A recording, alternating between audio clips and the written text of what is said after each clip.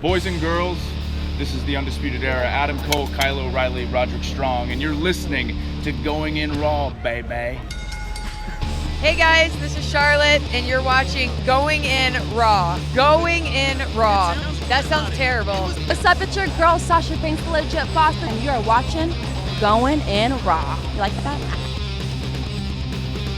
Hey, friendo, Steve here. And Larson. And welcome back to Going In Raw, the only pro wrestling podcast you need to be listening to right here at youtube.com/Steve and Larson, and available wherever podcasts can be found. Be sure to hit that subscribe button and the little notify bell next to it if you're watching us on YouTube. If you're listening to us on the audio podcast app situation, be sure to hit that subscribe button. Leave us a rating, review, or a comment. Brock Lesnar has returned. Weird show. To Money in the Bank. There was some good. Like, most of the matches are pretty good. Brock Lesnar's back, Larson. Yeah, that's on the bad side. What did you think of that finish? I mean, it wasn't what I was wanting to have happen. Okay. I don't think it's what a lot of people wanted to have happen. Man, that crowd, all the awesome people who joined us for our live stream, and thank you, by the way. Great. Yeah, it's always a pleasure. So this is what we learned today. Vince still loves himself. Brock Lesnar. We learned what ASMR stands for because we did not know that before. Do you remember what it's? Audio, sensory, auditory, sensory, median. It's like meridian. I don't know. Whatever. So we didn't actually. I don't know what the acronym stands for, but I found out what it was. I knew it's that. pretty much yeah. sooth talking. It's in noises. Yes, like you can also soothing noises and soothing talking. Anyways, we learned that Vince thinks bad refereeing makes for a good storyline potentially. I don't think any of that. 100% a story. That's 100%. 100%. You have Jack Daddy Ref. So do you think on Monday on Monday and Tuesday on Raw? No, they're not going to address it going forward. It's a story for the show. This is the show alone. I don't know. Because you have Jack Daddy Ref who botched the finish the Mania match, the pinfall between Becky and Ronda. Then he botched the call on the Ray Joe match. And then for Becky and Lacey Evans, man, he did like 5 laps around to make sure both those shoulders were down. Well, yeah, I'd do that too if I was. He got fined. Yeah. Of course he's going to do that. No, that's totally within the context of this one show, a storyline, and they'll never mention it ever again. Okay. Yeah. Otherwise, I thought that it was the definition of an uneven show. Yeah. But the big news, of course, is Brock Lesnar is Mr. Money in the Bank. This is going to be a very temporary thing to get us to the Saudi Arabia show. To get to the Saudi Arabia, yes, correct. Which is in it's in 3 weeks. Yeah. Like, they couldn't find another way just to justify that match. Of course, they could have. I guess Vince just wanted that shock of Brock laughing while sitting at the top of the ladder holding that damn briefcase. All just to justify a match that's going to happen in 3 weeks' time. Yeah. That's long-term booking for Vince. Yeah. Well, it's a shock moment. I think the shock moment is more the thing that he totally really likes. And I know, and I think, but there's a consequence because of that. In this case, is rather than having potentially interesting storylines going for the next year around that briefcase, we get a match that's going to happen in 3 weeks. Mm-hmm. I'm trying to think. Last year, Braun, he held that thing till SummerSlam. Which was a matter of a couple months because Money in the Bank was in June last year. And Alexa cashed in night of. That night, yes. So, yeah. A lot of people were upset about the Brock Lesnar thing. I'm really bummed out. I thought that 3 people in particular had a spectacular men's Money in the Bank match. I thought the women's stuff was really, really well done. Mm-hmm. I thought it was really, really well handled. I thought that was sort of a missed opportunity for Bayley to come out of it with a bit more complexity to her character if she cashed in on Becky Lynch. Or I think if she'd cashed in before Becky's match with Charlotte had come to a conclusion, I think especially then you have all 3 of them potentially involved in something. It's so much, that's true. It's so much more like morally compromising if you cash in on somebody after they've won and are thoroughly beat up. Yeah. I thought that could have been interesting, but either scenario would have been interesting. And then on the men's side, like Mustafa Ali, Finn Balor, Andrade, and especially Andrade, I think were the 3 guys who were the MVP of that match. But none of that matters because Vince just Sucks the gave air us out of the building. Brock. And Brock comes down and gets that briefcase. There's and he's not going to do he's just going to. Paul Heyman will just come out on tomorrow and say this is happening at Super Showdown. Which begs the question: he's not getting that title back, is he? I'd be surprised. But then Foley's going to announce some mystery title tomorrow on Raw. That is going to be. Although that's going to be a Saudi Arabia. That's going to be. So they did the Braun title last year. I don't know why they wouldn't just whip that title out again as the annual big battle royal. Oh, that was the greatest Rumble. Maybe the Saudi government liked that so much that they want to do an actual title for the Rumble. I wonder if it's going to be some sort of thing where it's... Is there any chance this is not related to the Saudi government? Yeah, there's a chance. What title could it possibly be then? I have no idea. I wonder if it's going to be a thing where, they had greatest Rumble, you get a trophy and a title. And then at the November show, it was the best in the world tournament. Yeah. Or the World Cup determined the best in the world tournament. Yeah. Trophy. Yeah. I wonder if this battle royal maybe is going to be some kind of combination thereof. And they're going to, if they actually award a title to the winner of it, if we see it past that show in the Raw afterwards, I'd be very surprised. But if they're going through the pageantry of having Mick Foley come out and introduce it, it better stick around, but I don't know what it would be. Just don't know. It's just another knee-jerk thing Vince does to say, let's pop ratings. Let's announce a new title. People like championships. What the hell is it going to be? Network title? Hardcore title? I mean, when you see Mick Foley, that's the first thing you think of. Mm-hmm. But they're not doing hardcore wrestling anymore. No, they're not doing hardcore. At least they're not going. If they are, they're not going to do it well. I would be very surprised. It would be awesome if they had a network title. I mean, talk about innovative. You've been talking about that forever. I think it's a terrific idea. Interrupt network programming to have a title defense. That'd be great. Mm-hmm, yeah, but that'll never happen. So yeah, I like in a nutshell, I thought it was just a very it was an uneven show. Yes, kind of throughout. I mean, the best match was obviously Seth versus AJ. Yeah, that was really good. I mean, up until the finish, the men's Money in the Bank was really good. Well, the cage match with Miz and Shane was pretty good. That is such a stupid finish. It was a silly ending, but they're telling a story there with Miz really wanting to go for those superplexes and those being his downfall. Kofi, Kevin Owens was good, but the crowd wasn't into it. No, because they preceded it with a large squashing Lucha House Party. Yeah. Well, they did that, but also, I mean, it's tough to follow Seth AJ. That's rough. Yeah, I know. I mean, that crowd, I honestly, even if Lars wasn't there, I think that crowd would have been dead. Because, you put so much into a match, and no matter what follows it, you're just going to be sitting there doing nothing. But yeah, Lars coming out, the crowd just didn't care for him. I don't know if they would have ever.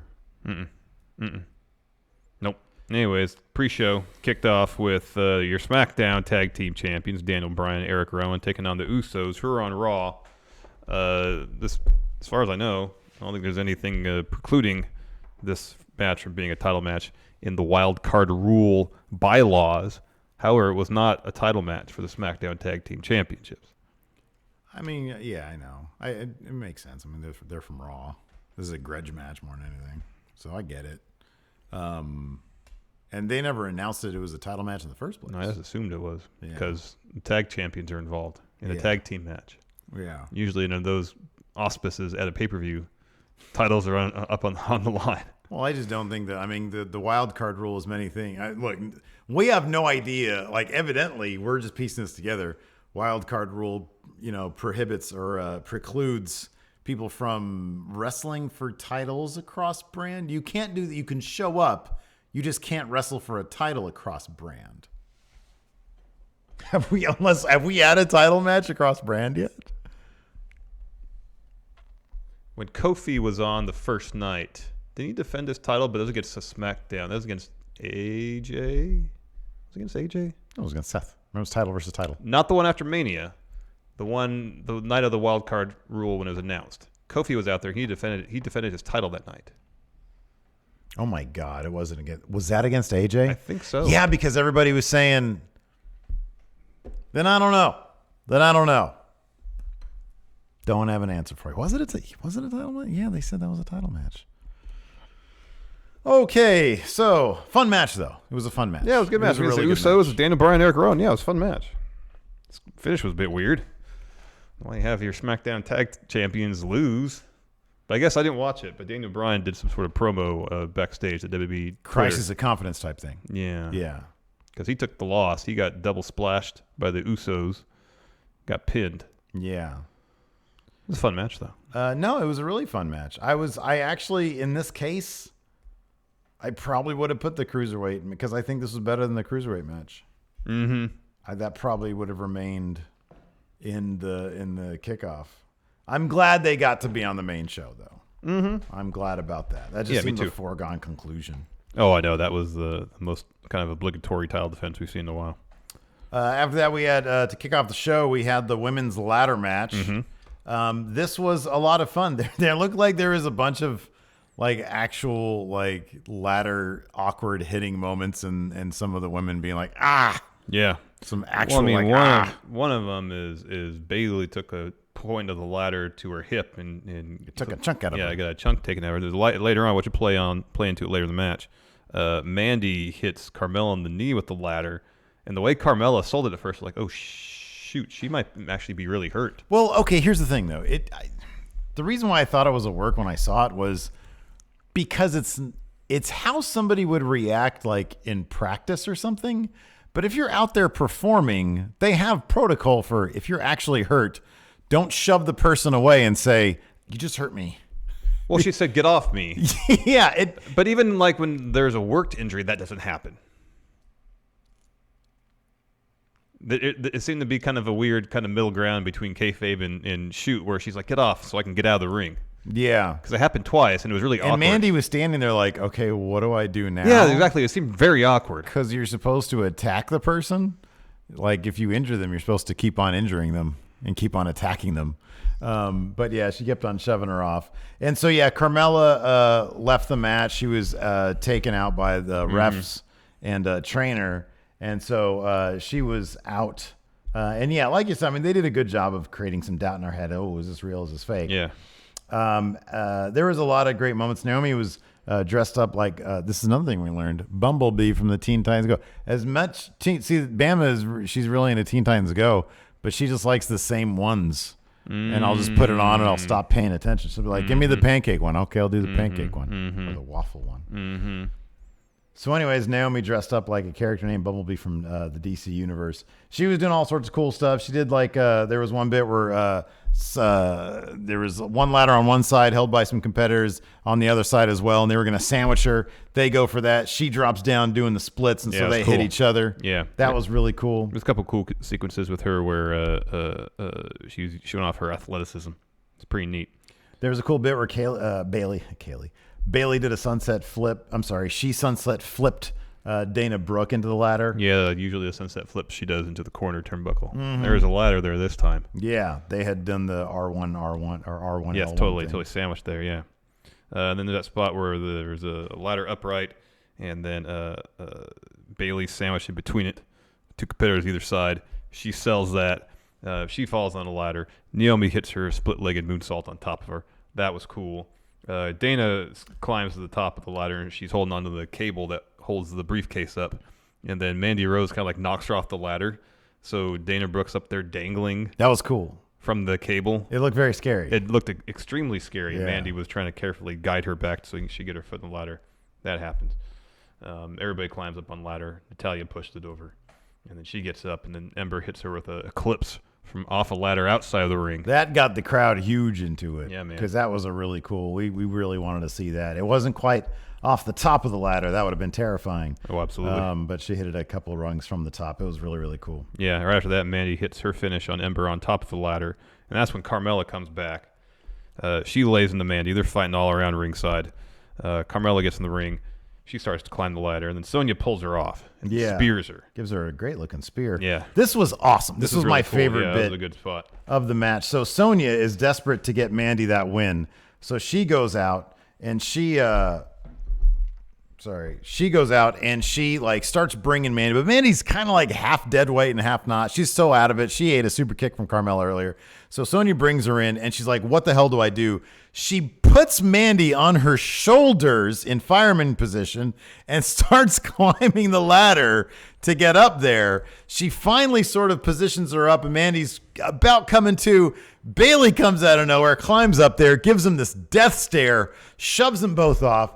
Grabs the briefcase. Yeah, it's cool. Your new money, Miss Money in the Bank, Bayley. She did an interview. It's afterwards. interesting. She did that death stare and then she did a little smile and then pushed him off. Mm-hmm. Yeah, that was awesome. That was great. Yeah, and then Charlie gets in the ring and does an interview. References Sasha. According to Charlie, I believe, Sasha is technically on Raw. He said, "You're here on SmackDown. Sasha's over there on Raw." You've had a kind of an up and down last few months. Being first tag champions, losing those titles, being split up from your tag team partner. How does this all feel? And Bayley says, all that was great, doing stuff with Sasha. However, when I came here, I came here wanting to prove that, I'm singles wrestler. I can be champion.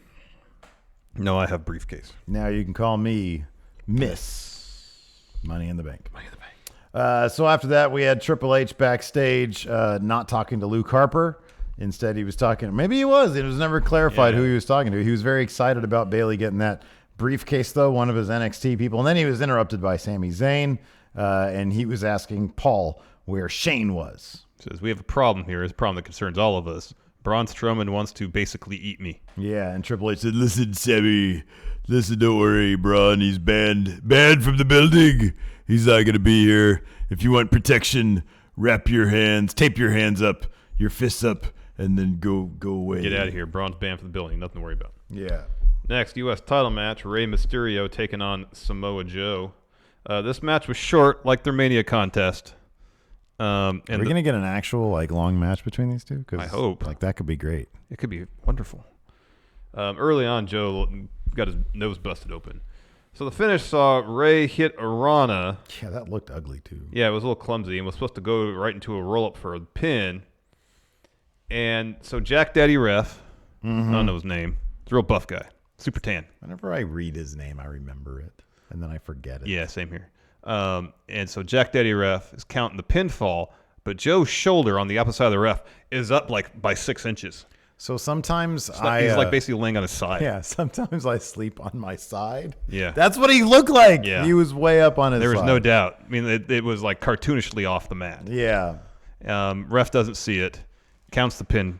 Rey is new U.S. champion. And so, of course, commentary, whether it's to cover up a massive mistake or to advance a story, whatever the case may be, calls out the fact that Joe's shoulder isn't on the mat. At first, they're like, well, I don't think Joe's shoulder's on the mat. Well, no, it's not. Yeah. And Corey was like, I want to see this again. And, yeah, clearly he was on his a good side. 6 inches. Yeah, anyways. So then Dominic comes down to celebrate with Joe. They're on the ramp. Joe runs in, lays out Rey, hits him with a couple Uranagis in the ring, then a senton while Dominic looks on.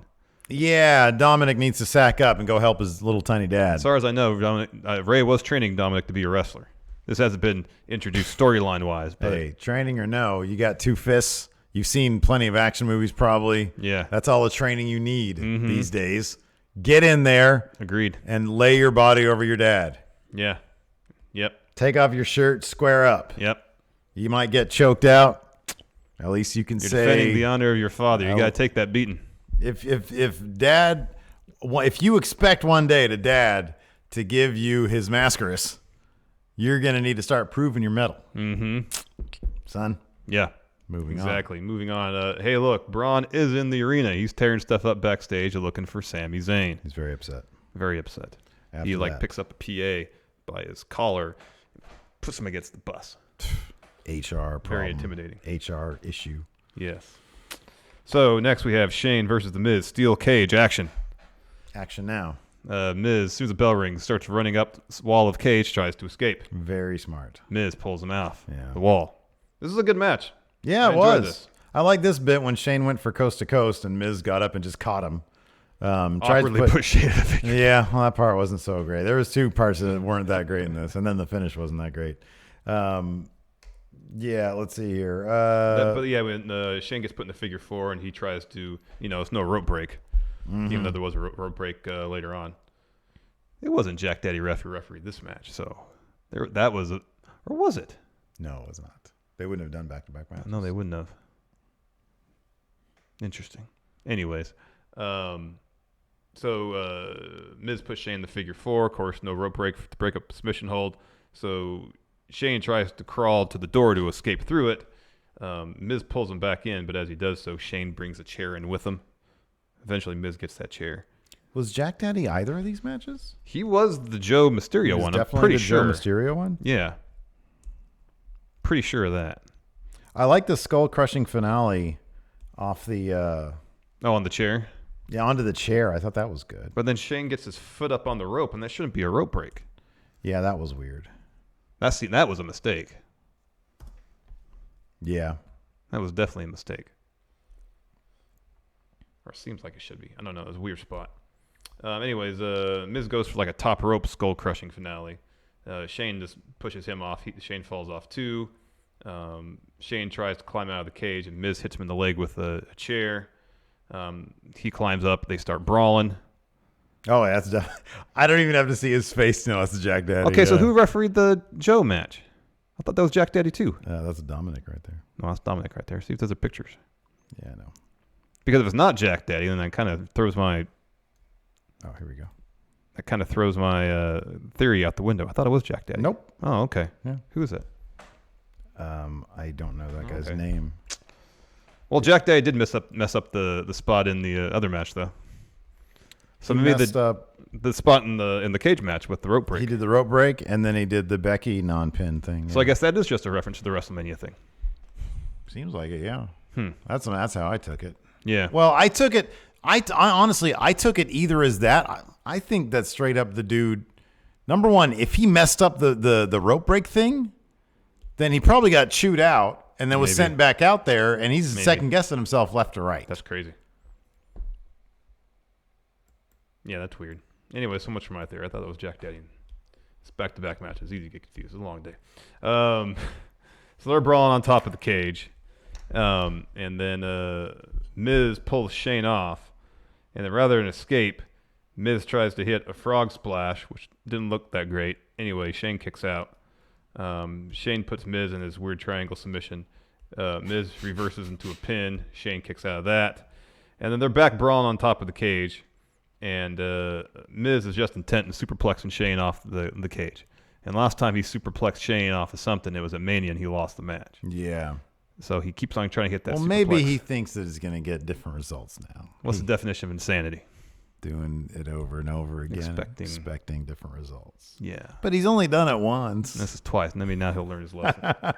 So anyways, he goes to superplex, and then Shane just kind of slips out of his shirt and falls to the ground. What about if you don't succeed, try again. So he has one more try. He's got one more try. Until he has to learn his lesson. Exactly. So Shane slips out of his shirt. You get to see all of Shane's beef. I thought his beef was awesome. I know, and I think that completely justified the finish of the match in my mind. Totally. Didn't mind it. It was cartoonishly stupid. It was, but the story is how Miz snatches defeat out of the jaws of victory, essentially. Mm-hmm. Because the Mania match, he had the upper hand most of that match. Yeah. And rather than go for the win, he went for revenge and lost. And it's kind of the same thing here. Cage matches are kind of silly in that the person who totally loses the match can totally win the match. I know. Like Kevin Owens and Braun Strowman. Yeah. Braun Strowman throws him off the top through a table. Kevin Owens technically wins. Yeah, it's really silly. Braun barely ate any offense from Kevin Owens.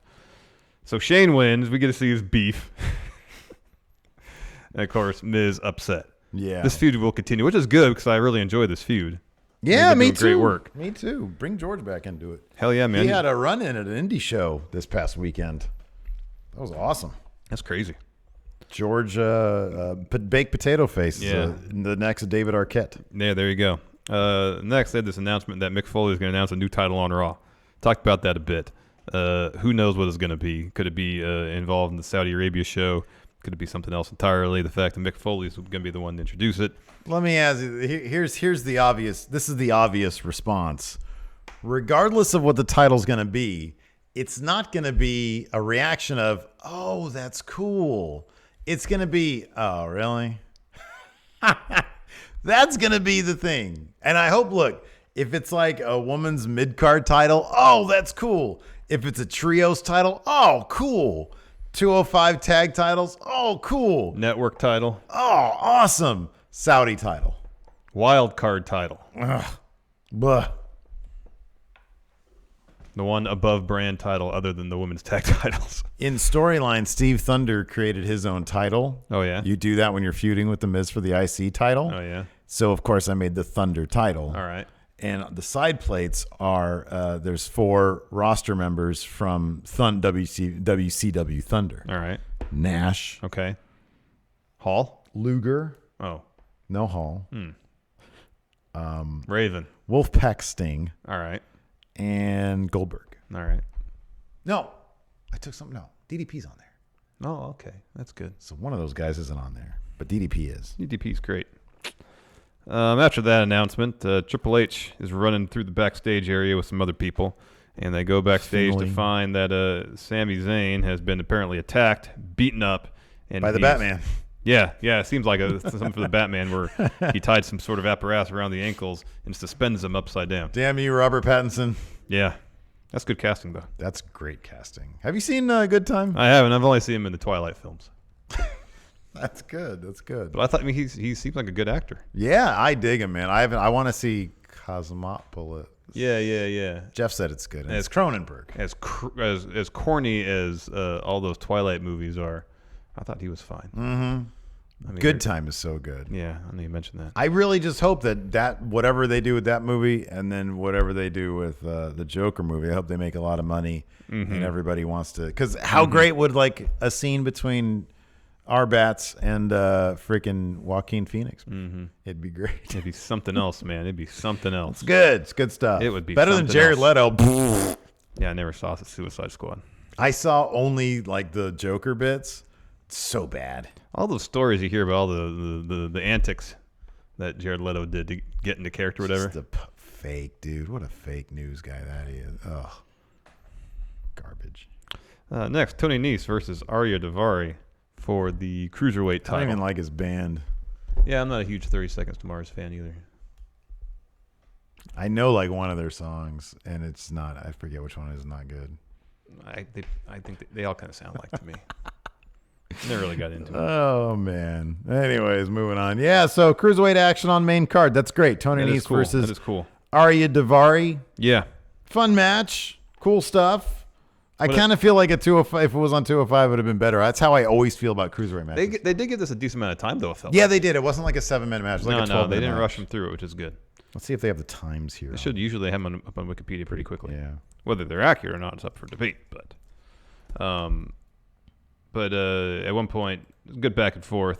Tony Nese hits his tope, gets Arya back in the ring, hits a 450. Oh, 9 minutes. Felt like 12. It did feel longer than 9 minutes. Arya kicks out at 2. Tony goes for the running Nese. Arya responds instead with a super kick, hits his frog splash, then the hammerlock lariat. Nese kicks out. Tony, you're burying my finish. Yep. And then eventually, though, Nese hits a Frankensteiner, follows up with running Nese for the win. Decent match. Would have been a good 205 Live main event. Because they'd give it like 25 minutes on 205. Yeah.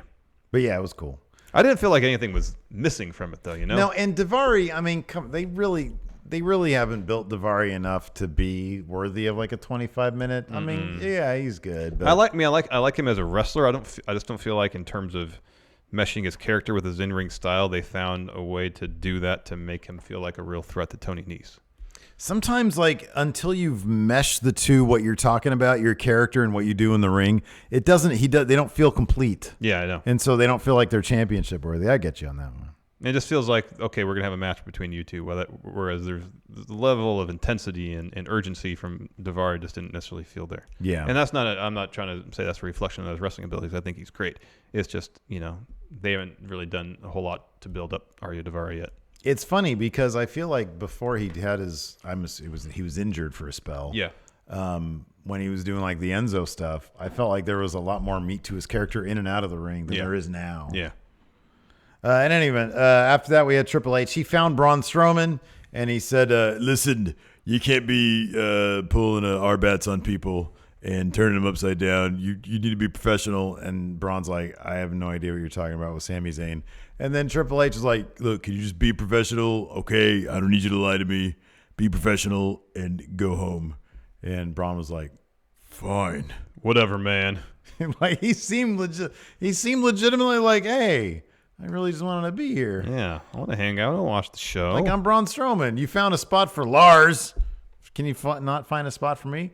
Maybe he wanted to host it. Could be. Maybe he wanted to do the Elias singing, leading into segments bit. Could be. Yeah. We've seen the musical abilities before. Yeah. Totally. Let him be a part of it. Yeah, let him be a part of the show. People like Braun. So that's actually a good time to mention that word came out prior to the show. Stephanie McMahon led a big all hands on deck meeting where she did a big rah-rah speech. Apparently they always do this, and she really hyped up WWE. Apparently they always hype up WWE social.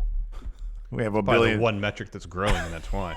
and she said, we've got a lot of competition these days. We got to compete with movies, video games, and now All Elite Wrestling. So she mentioned they're confirmed All Elite Wrestling is a real thing. Now it's a real thing because now WWE it's finally mentioned on their radar because they're having their first show this weekend. Yes. Next match, and it was pretty good. Lacey Evans making her WWE, I guess not her pay-per-view debut. She was in the Royal Rumble.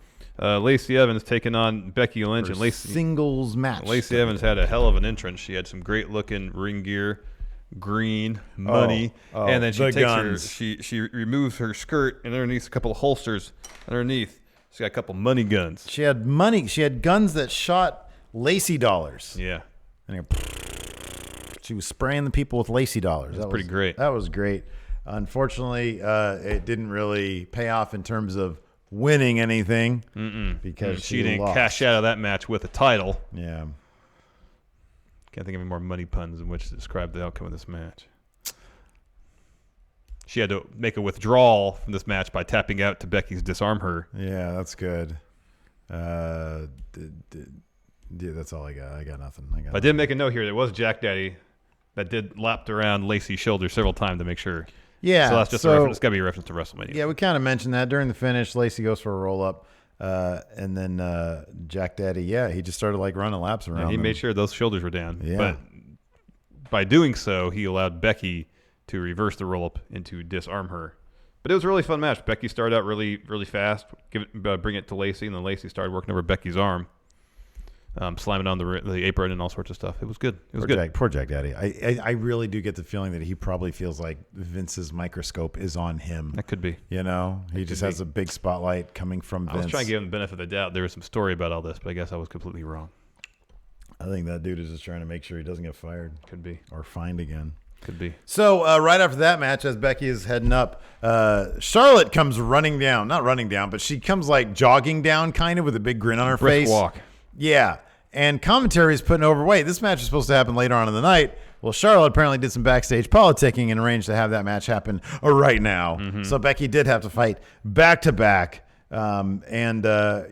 Charlotte won because Lacey Evans is still hovering around there. Yeah. Or she came back. Yeah. Delivered while one sequence while Becky was sort of up against the ropes. Lacey, and the ref wasn't paying attention. Lacey gives her the woman's right. Yeah. And then Charlotte gets her with a boot. Yeah, so the sequence was they're on the apron. Charlotte goes for the natural selection move on apron. Becky holds on to the ropes. So when Charlotte rotates over, Charlotte just hits the floor. So the ref's checking on her. Lacey's there. Clocks Becky with woman's right. And then Charlotte comes back in. Tries to do like a Bexploder or Exploder suplex to Becky. But Becky rolls her up. Mm-hmm. Gets a 2 count. Becky gets up, eats a boot. Then she takes the loss. So it wasn't like it was directly related to Lacey Evans. Yeah. Do you think there's some weird like discussions backstage where they want Charlotte to win with help but don't want to make her look too weak in doing so? Yes, I think they probably have degrees. It's like, well, you can do this, but then we need to do this, this, and this in between so that there's just the right amount of help, but also Charlotte doing it on her own. I mean, also on top of that, like Charlotte is what, like a 15, 16, it's like 23 time. 9th reign or something. I think like this is her 9th one. And so, I mean, it's not like nobody would ever consider her a non-legitimate champion, you know?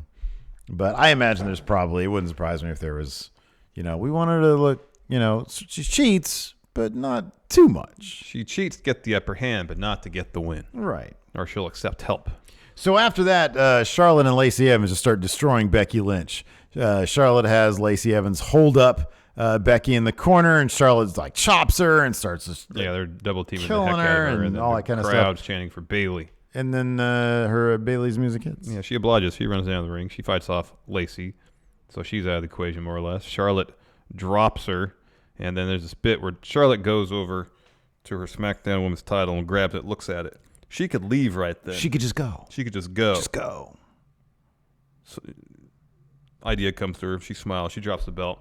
She goes to lay into Bayley some more. Bayley says, She recovers and then tosses Charlotte into the ring post. Yeah. And then so she gets up and she sees the sack of potatoes laying there. Charlotte. And she says, briefcase.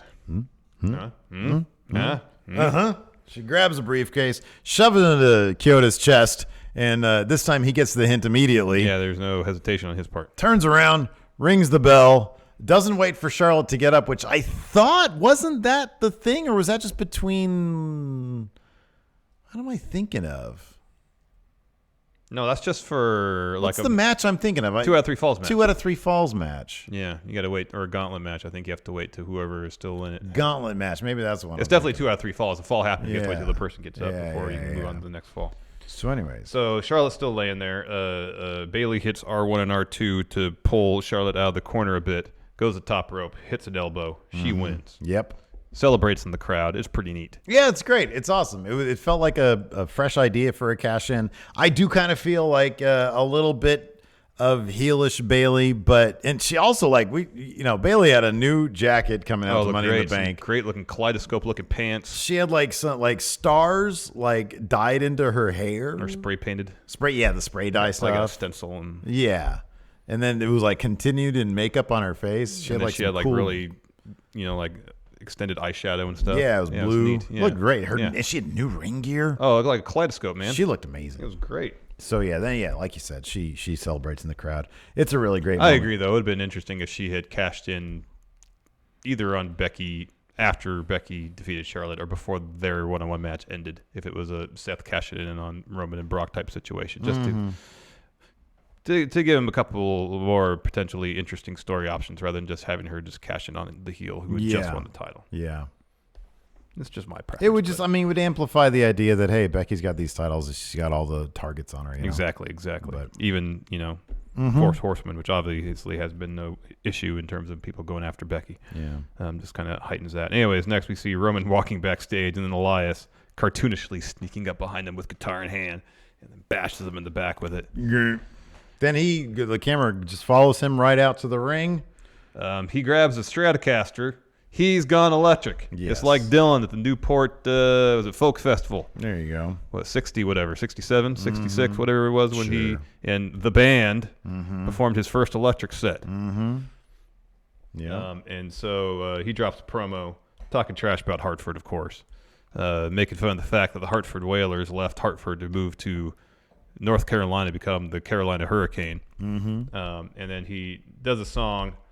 I kind of feel like with the new electric guitar that he should have shredded some metal, but he does kind of like a bass. He pretty much did the same thing he would do on the acoustic, just on the electric. That's the one bit I didn't see because I ran. And it was probably one of his weakest songs to date. Interesting. I feel like. Interesting. I feel like the how he approaches his music on the acoustic is fitting for that. But if you got a Strat in your hand, mix it up a little. Sure. That's just my take. Sure. Bust out some metal. Just something different. Yeah. Something a little different. So anyways, he wrapped up, and then he goes up the ramp, and Roman Reigns' music hits. He comes out, gives him a Superman punch, gets him back in the ring. The bell rings. 10 seconds later, Roman Reigns has won. Yeah, he hit him with one spear, match over. After that, we had AJ Styles versus Seth Rollins. Oh, man, this in was great. Match of the night action. Oh, yeah, without a doubt. I did not think I would ever see a stomp get reversed into a Styles clash. That was awesome. And yet we saw it. I thought Yet the we stomp saw into it. RKO was the most we'd ever see with that, but wow, that was great. Yeah, so Seth goes for the stomp. AJ catches him and seamlessly somehow gets Seth's foot off his back shoulder area and has You know, So it's here, and then he goes up. and just grabs him. It's And holding it's on to him right here. here, gets him in position, drops him with the Styles Clash Yeah. kick out. Even before that, the match was really good. Yeah, before that, like he tried to go for a Styles Clash on the apron. That was a cool moment. Yeah, there was a lot of cool stuff going on. Yeah, a lot of good storytelling going on. Saw a calf crusher from AJ on Seth. So it's the second half of the match. Seth was selling leg. Finish though, saw Seth catch AJ while he's doing a phenomenal forearm, grabs him, hits that cool knee, ripcord knee, whatever they call it. And then hits super kick, stomp, pick up the win. What do they call it these days? I know Cole calls it something knee. He's going for the knee. I think they just call it the knee at this point. No, Corey called it something else. I can't Did remember he what actually call it? It's not ripcord knee. It's something else. I don't know. Just like on Sam Roberts' podcast, he called it that cool knee. So that's what I call it. Cool. Anyways, fantastic match. Easily 4.5 stars. Probably one of the better, if not the best, main roster matches so far this year. I would agree with that. I thought it was really, really, really good. It's like that and Kofi versus Daniel Bryan at Mania are probably the two best main roster matches I think so far this year that I could think of. After the match, though, AJ, he leaves the ring, and he comes back. He gets face-to-face with Seth. There's a bit of a stare down. Seth raises the championship. AJ, rather than hit him, offers his hand. Seth shakes it. Shake my hand. They're friends again. Shake my hand. Respect. Hopefully they went out and had dinner afterwards like they did 13 years ago, I'll whatever go it get was, you dinner. after their first match. I love that story. If you haven't seen that Seth Rollins, was it 24, the documentary about him coming back from his knee injury, tells the story how he had a match against AJ in his early days in the ring, and afterwards AJ went and bought him dinner. And he says, that's something that I want to do. I want to pay that kind of stuff forward. So now Seth is going to buy him dinner? No, I mean, ideally, Or Seth. he's going to buy like Mustafa Ali dinner. Exactly. Yeah, okay. Some young, up-and-coming talent. I still think that Seth should probably get AJ Styles like a taco or something. Well, I mean, just because Seth is doing, the paying it forward thing to the younger talent doesn't mean he can't also go and buy think he AJ can do dinner. both. They're not mutually exclusive I think he things. can do both. He can do both, obviously. I mean, I think Seth is making more than enough money to go and buy AJ a nice steak dinner somewhere in Hartford, Connecticut. I don't know, man. WWE doesn't have that AEW money. No, they have USA and Fox Network money. Oh, that's the best money. Not that TNT. I'm only paying for your production cost money. It's still a pretty serious chunk of change. Kofi Kingston and Xavier Woods had an interview after that. Of course, Kofi is your WWE champion. Oh, yeah. He said, I don't think that Kevin Owens is all that wrong when he says I needed the New Day to get this title. I love them so much. And then Xavier Woods was like, don't sell yourself short. It was in you the entire time. We just helped you unlock your potential. Yeah, so we all thought this match was going to happen next, but Lucha House Party came out. which I love Lucha House Party, There's a time and a place for a Lucha House Party, but though. it's usually to kick off 205 Live. That's pretty much exclusively, and then sometimes to On embarrass Raw. the Revival. Well, I don't really care for them embarrassing the Revival, but they can put on some quality matches on Raw. But when there's no announced match happening that we're aware of involving Lucha House Party, it's shocking when I they need to show be up in on the our know. television. Yes, I want to be in the know. exactly. And so we're like, okay, well, I mean, they're good. They're a good team. This could be interesting, but something fun. And then, of course, those joining us for our live stream were probably ahead of us. And so you caught wind of who their opponent was going to be, and you groaned. And I said, what? And you said something like, well, just wait. And then as soon I said, who do you think it would be that would make me groan? And then as soon as you finish that sentence, dude, it's like, oh, Lars gosh, Sullivan. it's Lars. Yeah. Ugh. So he just comes out. He destroys all three members of Lucha House Party. There's no match. He just destroys them. Yeah. First Graham had a leak. Tries to fly onto Lars. Lars instead grabs him, hits freak accident. Lars gets busted open on a headbutt. Yeah. Oh, Lindsay does the same thing. He tries to jump over the top Right, rope. He yeah. catches him, body slam. Yeah. Lars gets in. His head is bleeding all over the place, which actually looked kind of cool. So the crowd was already exhausted from that last match, and it's obvious that Lars doesn't do it. This kind of thing is so predictable. It does nothing for anybody. So the crowd just wasn't going to be into it. No. I mean, even if Lars was neutral in terms of the message board. I don't know how many people in the crowd can keep up with the message board stuff. I don't know how many people. I don't know either. Even if it had nothing to do, it's lazy. It is. It's just not lazy. interesting. That's why I always insist. And granted, this is exactly a squash match. It's just a squash segment. The squash matches I don't really find that interesting anymore because you know exactly what's going to happen. Mm-hmm, sure. But at least if you have squash segments against local enhancement talent, you get to see local enhancement. That's talent. exclusively when I'm okay with squash matches, when I get to see some weirdo that I've never seen. Like when I get to see an Adam Mayhem lookalike. Then I love it.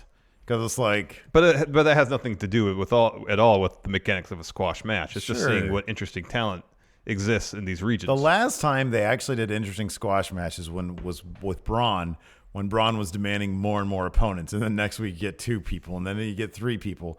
And they're all local competitors. And it was like, oh, that's a lot of fun. But it just, the crowd doesn't care anymore about that stuff. Nope. Like, it feels like just yesterday we saw the stuff with Braun. Yeah. And Ellsworth. Yep. So anyways, yeah, Lars hits a sit-down powerbomb at Kalisto. That's it. That's the end of that segment. After that, we had Kevin Owens versus Kofi Kingston. This was a lot of fun. The crowd was just dead because of the AJ, Seth, and Lars segments. Segments, matches, whatever. This was still a lot of fun. There was a great bit. Kevin Owens hit a frog splash off the apron onto the ground. That was cool. Kofi, I love when Kofi does the thing these days when he goes... He like just sort of jaunts up the apron, steps, turnbuckles, top rope, and he like goes flying off.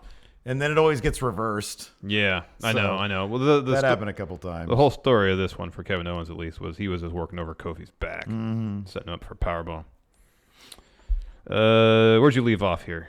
I only read the first thing. Oh, okay.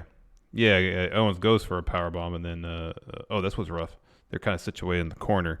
Owens goes for a powerbomb. Kofi reverses it into a backdrop, and it looks like Owens almost landed right in his head. So I think he's supposed to land, kind of in the turnbuckle area.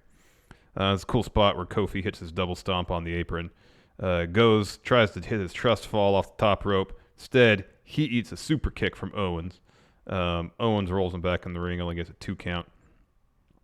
Owens kicks out of an SOS. Which is such a cool move. There's a great sequence there where Kofi tried to go for it. Owens reversed it, tried to go for a stunner. Kofi reversed it, hit the SOS. It was pretty neat. Owens catches the Trouble in Paradise, puts Kofi in the Boston Crab again, working over that lower back. Yeah. Shortly thereafter, he hits a pop-up sit-down powerbomb. Kofi kicks out.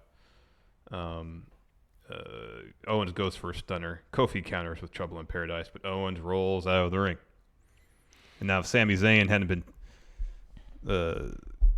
injured by, what'd you say? Our bats.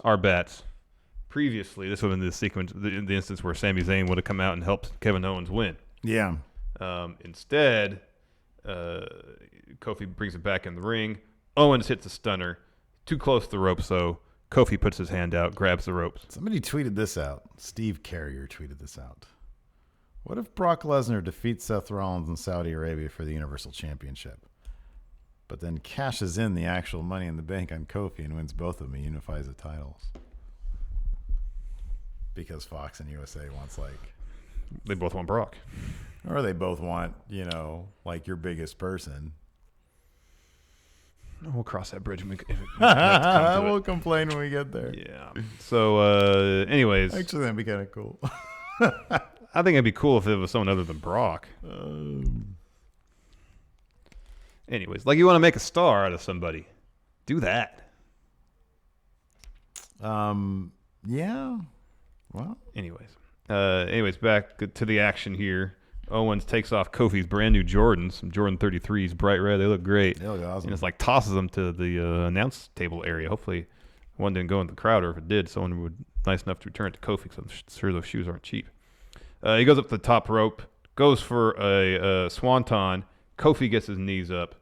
Boy, that looked rough. Yeah, that always looks rough, man. I don't know how those guys do that. And then hits Trouble in Paradise for the win. Yeah.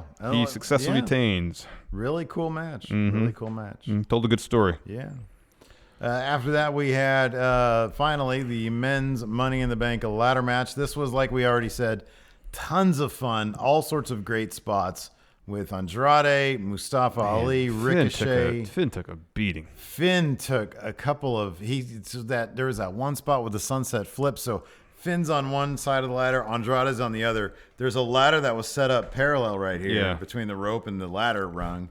And Andrade flips over, sunset flip, and hits Finn with the power bomb on the way down. And like the ladder sort of collapsed a little bit and bounced. Yeah. So I'm thinking that took a lot, but regardless, he's going to wake up hurting tomorrow. Oh, because there was that. Yeah, there's like 3 more. Baron choke slammed Finn right into the top corner of the ladder. And this is all after Randy Orton had already. I think Finn was one of them. Yeah, did the belly to back on the table. Yeah. Yeah. And then Drew suplexed Finn onto a ladder. Yes. And then did the reverse Alabama slam with Andrade onto Finn. Yeah. While he was still on the ladder. So Finn took a beating. He took a beating. But that sunset flip spot was ridiculous. Yeah. There's this cool bit where Orton is setting up Baron for an RKO. He does the voices in my head thing. He gets up. Baron pushes Randy into Drew. Drew hits Claymore for the first part of this match. Corbin, Drew, same page. Mm-hmm. They are working in synergy. So but it didn't take long before No. the half match through. Yeah, but like there's points where someone set the ladder up in the middle of the ring. They'd try to go up it. Either Drew or Baron to be in there, fight him off, or mutually or together. And then as soon as they could, they take that ladder out from right underneath the briefcase, move it to the side of the ring so no one can climb up easily. Yep. Speaking of ladders in the middle of the ring, there was 2 of them set up.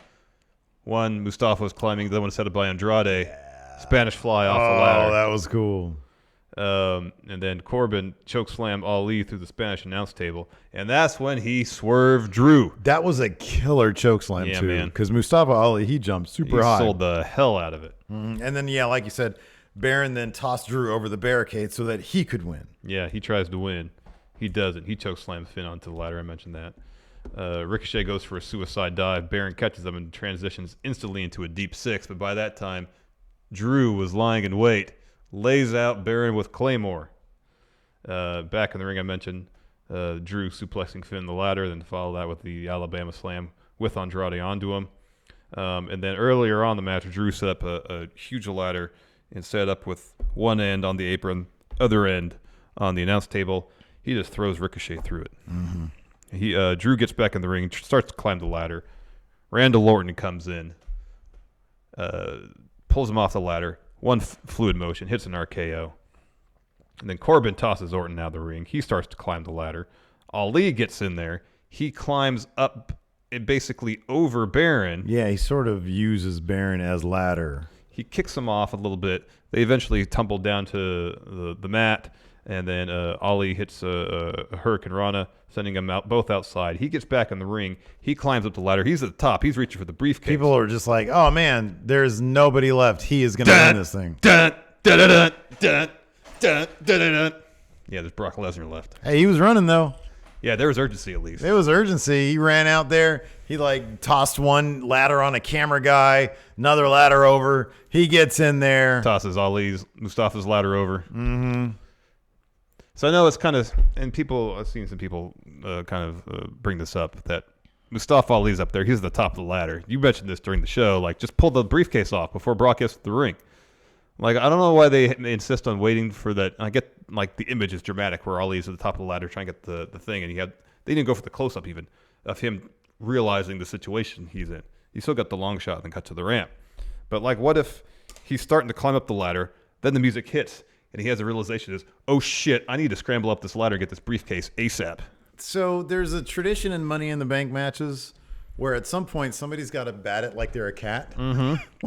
And that was that because, they did, as Brock was coming down, you did catch a long shot, and he's doing that. He's just it's just flinging he's like all of a sudden his fingers don't work and he can't bend them. He's like the penguin. Yeah, he's the penguin. He's doing this. And he's batting around. Wearing mittens. I know, it's just silly. But no, I understand they're trying to go for the shot of him on the verge of victory, only to have Brock come out. But I don't know, I thought it'd be more powerful. Then you can actually do some interesting camera work where he's the shot of him just slowly pulling himself up the ladder after sending Baron on the outside, looking around, realizing there's nobody else there. You should have gone to a pre-film segment. Yes, exactly. Should have made it in 2K19. Maybe make it up one rung slowly, have his music hits. Yeah. Brock's music hit and say, oh shit, I got to climb here. And then have him hurry to get up there. Yeah. Something different, a little more interesting. Anyways. Yeah. I like when they're a kitty cat and they're playing with the ball. It's a ball of yarn up there, yeah. They look at it and they don't have it. But regardless of how they photographed it, Brock's Mr. Money in the Bank. He gets up there. You can tell he doesn't like being at the top of that ladder. He gets that briefcase. But then he sits up there. He seems pretty comfortable at that point. Yeah. He just didn't like you're vulnerable when you're doing this and you only have one rung above. Right, exactly. Yeah. And so he got it down And then when he sat up there, he just started like mocking the audience. He and just stuff. wanted to be throwing up middle fingers to everybody. Oh, in that pretty audience. much, yeah. Or showing off the paycheck he just got backstage Yeah. with all the zeros at the end of it. So, yeah, it was definitely unexpected. People were pissed off. Maybe that's the reaction Vince wants. Nobody, I don't know. Here's the thing, though, about Vince. So he wants these, shocking moments. I just felt like that moment was worthy of a burp. Yeah. Brock winning. Yeah. So he wants these shocking more of a moments, fart. knowing, I would assume, that the crowd is not going to be happy about it. Yeah. So the crowd is booing that. He probably thinks, oh, this is heel heat for Brock. Problem is, it's not heel heat for Brock. That's people booing the decision-making process of Vince. And maybe not exclusively, but I think a large portion of people is like, oh, gosh, we deal with Brock again, really? And not in terms of like, oh, we don't want to see Brock. We're tired of Vince bringing Brock out, nonetheless. So Vince does this. There's a solid portion of the audience that's probably thinking, gosh, we don't want Brock out here. Damn you, Vince. And then if what dude that called him the Wade Keller show is true, that Sammy, even though I've heard that disputed, that Sammy's character is Sammy's creation. If Vince has any hand in coaching Sammy's promos, telling people to essentially sit down, shut up, and enjoy the show I put before you, like is he just really that out of the loop? Does he have no I know he is to an extent, but does he have no comprehension that there's essentially company heat? That he hears people booing and he thinks, oh, this is great. There's all sorts of heel heat on Lesnar. And it's not all for Brock. I just feel like a lot of it's like people are just fed up with Brock being trotted out there. I don't know. I mean, are we? Yeah. And I also I actually kind of agree with you that a lot of the boos we saw in the arena tonight were kind of tired of seeing this, because it was just like, oh, we thought we were done with you. Mm-hmm. And the reason why I say that is because even if it was a bad guy, if it was a heel that came back, even if it was like John Cena, who like has been shoved down our throats endlessly, people pop for surprises almost across the board, regardless of who it is coming out. Mm-hmm. When they boo Brock Lesnar, which was a massive surprise, nobody saw that coming. No, we didn't heard anything about that. No, nothing. And even in the betting odds, Drew McIntyre was favored to win as of yesterday. So Brock comes running out, and they're already booing that. That's pretty shocking. Like usually any surprise will get cheers, regardless of who it is. This is Brock, and they were booing the crap out of him. And I kind of agree that it probably was. I generally don't like to say, oh, they're booing because of this or because of that. The common sense kind of tells me I don't think they were booing because they don't like Brock. Like surprises across the board. I mean, it's cash-ins. If it's a bad guy, they don't care. If the bad guy does a successful cash-in, people like to see exciting stuff, and that's they love exciting. It. They love that kind of stuff. They like surprises. Yeah, like they like seeing history happen, exciting stuff, and whatnot. Yeah, this wasn't exciting. You just see Brock come out, it's like, oh gosh, we have to go through this again. Yeah, it was surprising though. I mean, it's I don't know. There is a part of me who. I mean, Mustafa winning would have been fantastic. It would have been great. Drew would have been predictable. We both chose that because it seemed like the safe choice. Mm-hmm. That would have been predictable. There's a part of me that appreciates this on the level of it being unpredictable, but it's unpredictable, but it's not an inspiring bit of unpredictability. I think it just smacks of further desperation. Oh, totally. I mean, I honestly hate putting it that way, because it's like, but when the WWE, when they have like a bounty of things happening and things are really exciting and stuff, and then they bring Brock in to sort of as a complimentary piece. Mm-hmm. But once again, he's fighting for that. I mean, we're not going to be watching the Saudi show, and that's probably where he's going to be doing it. But yeah, I don't know. I mean, the way they booked that last Saudi show, it was a fairly consequential show. I mean, they used it to, at the very least, They use it to launch the Shane Miz storyline, which they still reference the Best in the World stuff. So they're not shy about promoting the stories that happen. It's not just a glorified house show. It is. I think they're making a point of making it storyline wise consequential. And it seems like if they're going to unveil a belt using Mick Foley, and it is related to the Saudi thing, that title's going to be around it's going to be a thing somehow, some way. I don't know. I don't know. I mean, I don't know. It's just, it is what it is. Hopefully they have the match in Saudi Arabia, and Seth wins. That's that. And then that's that. But I don't know. I mean, I think that here's the thing. If Brock shows up tomorrow, is there a basketball game tomorrow? Yeah, Golden State's tomorrow, right? Yeah. I think game 4, yeah. I don't know what their metrics are for ratings, but if Brock shows up and there's a big showdown and he announces, I'm going to cash this in at Money in the Bank, or maybe Paul Heyman's going to say, we don't even need to do this, and in which case he could cash in on Kofi. I don't know. Well, the funny thing is, though, if Paul says he shows up, Raw and does that, it's like, we don't even need to do this. We have justification, get a title match, a regardless. rematch, yeah. Then why the hell would you bother putting that briefcase on Brock Lesnar then? Oh, I'm saying in that scenario to do what the tweet said. I know. Yeah, I know. You know, because Brock wants both titles, and that's how you do it. You know, which I'm not. Look, I'll be honest. I'm not convinced that would be a bad idea. Because if Brock Lesnar can bring in ratings by doing something so kind of big deal-ish, then, I mean, who's to blame Vince? I'm kind of playing devil's advocate here because I'm saying it's not anything I would like to see. I don't know if a lot of, just based on the reaction to this, him winning this, I feel like it's a thing not a lot of people would want to see. Well, the proof will be in the ratings. Yes, totally. The proof is going to be in the ratings, and if they tune in, then mission accomplished. If not, I don't know, man. I don't know. Then time to hit the reset button.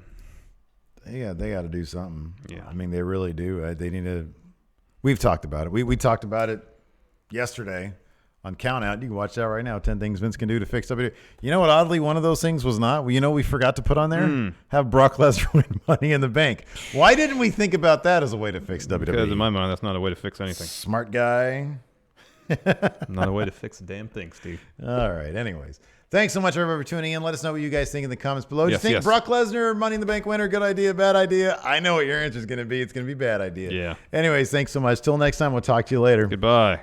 Be a part of Going In Raw today at patreon.com/Steve and Larson. Starting at $1 a month, you can enjoy Going In Raw ad-free, gain access to the daily 30-minute Going In Raw post show, exclusive merchandise, and so much more. Support Going In Raw today. Click the link in the description.